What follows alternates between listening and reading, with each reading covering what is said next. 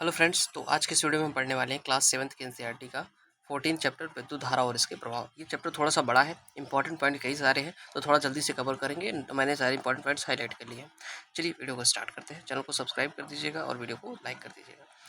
देखिए, विद्युत क्या होता है, ये एक सर्किट है। ठीक है, एक सर्किट है। यहाँ पे मैं आपको थोड़ा सा बताता हूँ। यहाँ पे देखिए, सर्किट है। यहाँ पे एक बैटरी है, बैटरी का प्लस टर्मिनल है और ये क्या है, माइनस टर्मिनल है। यहाँ से एक तार होता हुआ, यहाँ से एक तार है और ये एक चाबी है और ये यहाँ से बल्ब लगा हुआ है और यहाँ से ये पिन के द्वारा इसको जोड़ा हुआ है। क्योंकि सभी जो है चालक पदार्थ हैं, इसलिए ये एक सर्किट इसकी पूरी है और ये बल्ब जल जाएगा। ठीक है, आइए आगे देखते हैं।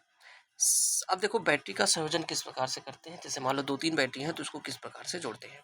तो देखिएगा, यहाँ पे विद्युत सेल में एक धन टर्मिनल और एक ऋण टर्मिनल होता है। जैसे यहाँ पे आप देख सकते हैं, धन और ये ऋण। ठीक है, विद्युत सेल के प्रतीक में लंबी रेखा धन टर्मिनल को दिखाती है और छोटी और मोटी रेखा जो होती है, छोटी और मोटी रेखा ऋण टर्मिनल को दिखाती है। यहाँ पे देखिए, एक ऐसे अभी मैं आपको दिखाऊंगा। अभी ये छोटी रेखा और एक बड़ी रेखा, बड़ी प्लस और छोटी माइनस को दिखाती है। स्विच ऑन ऑफ की स्थिति क्या होती है। अगर सर्किट पूरा है तो स्विच ऑन होता है और सर्किट कहीं से ब्रेक हो गया तो क्या होगा, स्विच ऑफ हो जाएगा। ठीक है, बैटरी का प्रतीक यहाँ पे देखिए। जैसे मान लो आपको 3-4 बैटरियाँ दे देगी, आपको जोड़ना है, तो आप करोगे क्या, एक बैटरी के धन सिरे को दूसरे बैटरी के ऋण सिरे से जोड़ोगे, फिर दूसरे का धन तीसरे से ऋण, फिर चौथे का धन, इस तरीके से जोड़ेंगे, धन और ऋण। तो यानी कि अगर मान लो बैटरी मतलब कई सारे सेल आपको दिए हैं, सेल को जोड़ के आपको बैटरी बनानी। बैटरी का मतलब होता है सेलों का संयोजन। यहाँ पे लिखा ना, किसी सेल का धन टर्मिनल दूसरे सेल के ऋण टर्मिनल से संयोजित किया जाता है। दो या दो से अधिक सेलों के इस प्रकार के संयोजन को बैटरी कहते हैं। तो बैटरी का मतलब क्या होता है, सेलों का संयोजन। 2 या 2, 4, 5 जो से भी सेल हो, उनका संयोजन कैसे करते हैं। हमेशा धन और ऋण टर्मिनल को साथ में रखते हैं। एक का धन दूसरे का ऋण, एक का धन दूसरे का ऋण, एक का धन दूसरे का ऋण, एक का धन दूसरे का ऋण, फिर इसका ऋण और इसका धन, इसको मिला के हम किसी बल्ब वगैरह से जोड़ देते हैं तो सर्किट बन जाता है हमारा। जैसे अगर इसको रिप्रेजेंटेशन में देखें तो छोटी लाइन क्या होती है, ऋण को दिखाती है, बड़ी लाइन प्लस को। तो minus plus minus plus minus plus minus plus, इस तरीके से। और यहाँ से उसके बाद लास्ट में क्या करेंगे हम, देखिए लास्ट में क्या करते हैं ना, लास्ट में यहाँ से इस तरीके से हम इसको क्या करेंगे, किसी बल्ब वगैरह में इस तरीके से ऐड कर सकते हैं। ठीक है, चलिए आगे चलते हैं। तो सेलों के संयोजन को हम क्या कहते हैं, बैटरी कहते हैं। इसको ध्यान में रखिएगा। यहाँ पे इस तरीके से देखिए, विद्युत सेल है। ये क्या है, ये विद्युत सेल है। यहाँ पे आप देख सकते हो। ठीक है, विद्युत सेल है, इसमें प्लस और माइनस होता है। ये देखिए, ये आपका प्लस वाला, ये छोटी लाइन आपका क्या है, माइनस है। ये विद्युत बल्ब को इस तरीके से दिखाते हैं। ऑन ऑफ का मतलब होता है जब सर्किट पूरी रहती है तो उसको ऑन बोलते हैं, और जब सर्किट ऑफ हो जाती है यानी कि ब्रेक हो जाती है तो उसको हम ऑफ बोलते हैं। ये देखो, बैटरी को संयोजित किया गया है। पहले प्लस वाला, फिर माइनस, फिर प्लस, फिर माइनस, फिर प्लस, फिर माइनस, इस तरीके से लगाया जाता है। और ये तार है, तार को इस तरीके से सर्किट में दिखाते हैं। ये यहाँ पे बताया गया है। चलो, ये देखिए बैटरी है, ये प्लस है, ये माइनस है, फिर इसका प्लस है और फिर ये माइनस है। इस तरीके से हम सेल बैटरी बना सकते हैं। ये भी बैटरी है, देखिए, plus minus plus minus plus minus plus minus. ठीक, इस तरीके से बना सकते हैं। इसमें एक मोटा तार अथवा धातु की पत्ती होती है जो एक सेल के धन टर्मिनल को दूसरे सेल के ऋण टर्मिनल से जोड़ती है। तो इस तरीके से आप देख सकते हो, यहाँ पे जिस तरीके से जोड़ा गया है, जैसे सेल वगैरह में 2 बैटरियाँ लगती है तो यही संयोजन होता है, एक का प्लस दूसरे का माइनस। ठीक है, इस तरीके से जुड़े होते हैं। चलिए आगे चलते हैं। ये देखिए, इस प्रकार से सेल होल्डर होता है, एक का प्लस दूसरे का माइनस दूसरे से जुड़ा होता है। देखो, ट्रैक्टरों की जो बैटरियाँ होती है, जो इन्वर्टर में हम लोग प्रयोग करते हैं, बैटरियाँ भी सेलों से बनी होती हैं। छोटे छोटे सेलों, जो बड़े बैटरा होता है वो भी किससे बना होता है, वो छोटे छोटे बैटरी से ही बना होता है। चलिए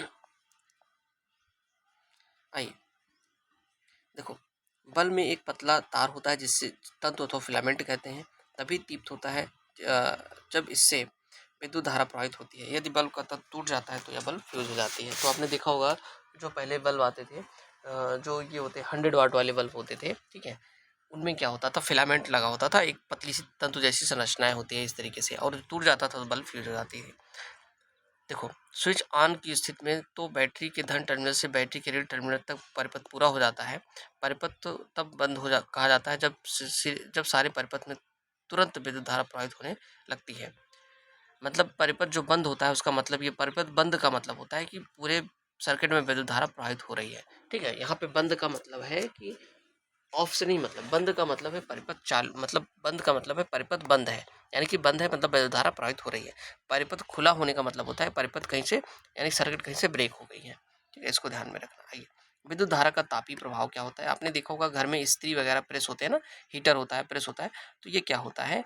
ये किस प्रकार से काम करता है? जब हम नाइक्रोम, यहाँ पे एक बहुत ही महत्वपूर्ण पदार्थ है जिसका नाम होता है नाइक्रोम। क्या नाम होता है? नाइक्रोम। नाइक्रोम की तार में जब हम विद्युत धारा प्रवाहित करते हैं तो ये क्या होता है? रक्त तप्त हो जाता है, यानी कि लाल हो जाता है, ठीक है? और लाल होने से हम इसकी ऊष्मा का प्रयोग करते हैं। आइए देखते हैं, कोई विद्युत धारा प्रवाहित होती है, जब किसी तार में विद्युत धारा प्रवाहित होती है तो यह तप्त हो जाता है, इसे विद्युत धारा का तापीय प्रभाव कहते हैं। जो गर्म हो जाता है, तप्त हो जाता है, विद्युत धारा का तापीय प्रभाव कहते हैं। कमरे को गर्म करने तथा खाना पकाने में उपयोग होने वाली विद्युत तापक आपने देखे होंगे, जो हमारा इंडक्शन होता है। इंडक्शन तो फिलहाल किसी और गुण पर बेस्ड है, लेकिन जो हीटर होता है, आप देखिए ये हीटर होता है इस तरीके से ये जो है नाइक्रोम के तार इसमें लगे होते हैं। ये जो तार है ना, नाइक्रोम का होता है। अब देखो, किसी तार में उत्पन्न ऊष्मा के परिणाम उस पदार्थ की लंबाई, ठीक है, मोटाई और धातु, किस प्रकार का धातु उस पर निर्भर करता है। ठीक, आगे चलते हैं। ये देखिए विद्युत बल का दीप्त तंत्र। यहाँ पे आप देख सकते हो ये विद्युत बल्ब है, इसके बीच में ये देखो ये तार लगा हुआ है, फिलामेंट, ठीक है, ये जलता है तभी हमें प्रकाश मिलता है। आइए आगे देखते हैं। ताप दीप्त बल्बों को प्राय उपयोग करते हैं। हमने पहले क्या करते थे, हम लोग ताप दीप्त बल्बों का प्रयोग करते थे जिसमें फिलामेंट लगा होता था। ये लेकिन ये ऊष्मा भी देता है, ठीक है। प्रयुक्त विद्युत बल्ब का एक भाग ऊष्मा उत्पन्न करने में व्यय हो जाता था, इसलिए ये अच्छा नहीं था। इसके लिए उन्होंने क्या किया, प्रदीप्त नलिकाओं यानी कि फ्लोरेंस ट्यूबलाइट, जिसे हम CFL भी कहते हैं, ठीक है, CFLS जो होता है, CFL जो होते हैं उनका प्रयोग हम करते थे। और उसके बाद क्या आ गया, LED का प्रयोग आ गया। ये जो CFL और LED होते हैं, ये क्या करते हैं, फिलामेंट वाले बल्ब से कम ऊर्जा लेते हैं, कम विद्युत को खपत करते हैं ये लोग, ठीक है। और LED बल्ब बहुत ही विद्युत दक्ष होता है, यानी कि इफिशियंट होता है, इसका उपयोग करना चाहिए। और यहाँ से एक क्वेश्चन जो पूछा गया था BPSC TRE में कि जो ट्यूबलाइट होती है, जो ट्यूबलाइट नलिकाएं होती हैं, इसमें क्या भरा होता है, तो इसमें याद रखना, ट्यूबलाइट नलिकाओं तथा CFL में पारे का वाष्प भरा होता है। क्या होता है, पारे का वाष्प भरा होता है। ये क्वेश्चन पूछा गया है BPSC TRE में, तो इसको याद कर लेना। क्या भरा होता है, पारे का वाष्प भरा होता है। और ये कैसा होता है, विषैला होता है, ठीक है। अथवा खराब पतित नलिकाओं तथा CFL का निपटारा सावधानीपूर्वक किया जाना चाहिए। नलिकाओं तथा CFL का निपटारा सावधानीपूर्वक किया जाना चाहिए। और ये विषैला भी होता है, इसको ध्यान रखना। जो पारा होता है ना, पारे का वाष्प, ये विषैला भी होता है, तो इसको सावधानी से करना चाहिए। चलिए देखते हैं, ये है फ्यूज। फ्यूज का प्रयोग क्यों करते हैं, हमने अपने घरों में देखा होगा फ्यूज का प्रयोग करते हैं। इसका प्रयोग क्यों करते हैं, इसका प्रयोग करते हैं, मान लो अगर कभी लाइट तेज़ी से आती है तो हमारे जो विद्युत उपकरण है वो ख़राब ना हो, जल ना जाए, इसके लिए हम इस सर्किट ब्रेकर का प्रयोग करते हैं। जब लाइट तेज आती है तो ये जो पतला सा तार आपको दिख रहा है बीच में, ये जल जाता है। और जैसे ही ये जलता है, ये जल जाता है तो सर्किट ब्रेक हो जाती है, विद्युत धारा प्रवाहित नहीं हो पाती, हमारे इक्विपमेंट बच जाते हैं। फिर हम नया तार इसमें लगा देते हैं तो फिर से विद्युत धारा बहने लगती है। चलो, किसी विशेष पदार्थ के बने तारों से जब अधिक विद्युत धारा प्रवाहित होती है तो वे शीघ्र ही पिघलकर टूट जाते हैं। इन तारों का उपयोग विद्युत फ्यूज बनाने में करते हैं, ठीक है। आइए, अत्यधिक विद्युत धारा प्रवाहित होने पर क्या होते हैं, जो हमारा फ्यूज का तार होता है ये जल करके टूट जाता है, ठीक है, शॉर्ट सर्किट से बच जाता है।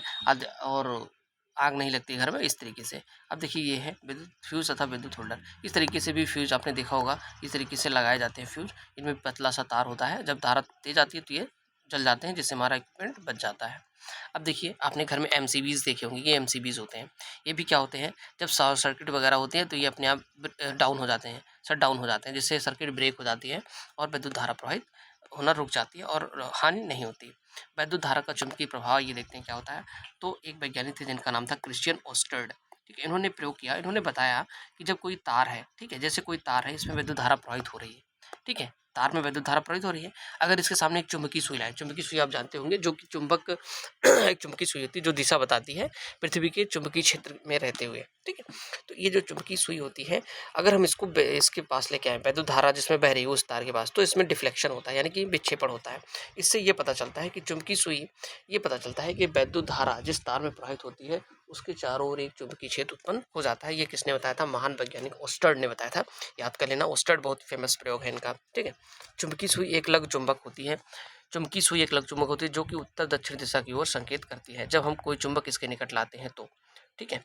किसी तार में विद्युत धारा प्रवाहित करने पर वह तार चुंबक की भांति व्यवहार करता है। ये इन्होंने ओस्टर्ड ने बताया था, इसको याद कर लेना, बहुत ही इंपॉर्टेंट है, ठीक है। क्रिश्चियन ओस्टर्ड नामक वैज्ञानिक ने इसकी यह बात बताई थी कि किसी तार से विद्युत धारा प्रवाहित होता है तो उसके पास चुंबकीय सुई में विक्षेप होता है, यानी कि चुंबकीय सुई विक्षेपित होती है। इसका मतलब है कि जब किसी तार से विद्युत धारा प्रवाहित होती है तो वह चुंबक की भांति व्यवहार करता है, जिसे विद्युत धारा का चुंबकीय प्रभाव कहते हैं। अब देखो विद्युत चुंबक का प्रयोग हम कहाँ पे करते हैं, देखो जैसे यहाँ पे है, अब देखो एक तार द्वारा इस कील को जोड़ा गया है, इसमें तार लपेट दिया गया है और यहाँ पे छोटी-छोटी कीलें रखी हैं। जब हम सर्किट कंप्लीट करते हैं, जब इसमें विद्युत धारा बहती है तो ये जो लोहा है ना, ये जो लोहा है, ये जो कील है, ये चुंबक बन जाता है और छोटी-छोटी कीलों को आकर्षित कर सकता है। तो इस तरीके से विद्युत चुंबक बनाए जाते हैं। विद्युत चुंबक का उपयोग कहाँ पे होता है, मैं आपको ये बताता हूँ। देखो विद्युत धारा प्रवाहित करने पर कुंडली चुंबक की भांति व्यवहार करती है। जब विद्युत धारा का प्रवाह समाप्त हो जाता है तो कुंडली का चुंबकत्व समानता नष्ट हो जाता है। इस प्रकार की कुंडली को विद्युत चुंबक कहते हैं। विद्युत चुंबक क्या होता है, ऐसे चुंबक जो विद्युत से बनाए जाते हैं उसे विद्युत चुंबक कहते हैं। विद्युत चुंबकों का उपयोग कबाड़ से चुंबकीय पदार्थों को पृथक करने के लिए भी किया जाता है। डॉक्टर दुर्घटनावश आंख में गिरे चुंबकीय पदार्थों को छोटे टुकड़ों को बाहर निकालने में विद्युत चुंबक का प्रयोग करते हैं। साथ ही विद्युत घंटी बहुत ही फेमस है, यहाँ पे भी विद्युत चुंबक का ही प्रयोग होता है।